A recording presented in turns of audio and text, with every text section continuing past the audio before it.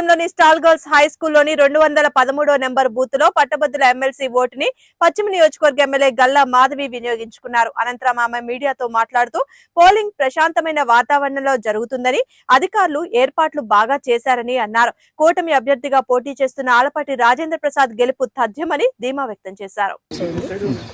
8 దాకా మనకి టైం ఉంది కాబట్టి పర్సెంటేజ్ లెవెల్స్ ఇంకా పెరిగే 4 దాకా టైం ఉంది కాబట్టి మనకి ఇంకా పర్సెంటేజ్ లెవెల్స్ పెరిగే అవకాశం ఉంది. అండ్ ఎక్కడ చూసినా ప్రశాంతంగా జరుగుతుంది, ఎక్కడ హడావిడి లేదు. అన్ని ఏర్పాట్లు కూడా చాలా చక్కగా జరుగుతున్నాయి.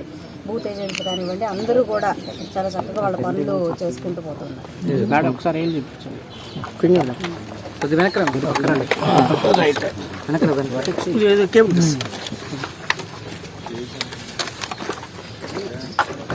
ఇక్కడ మేడం ఎక్కడ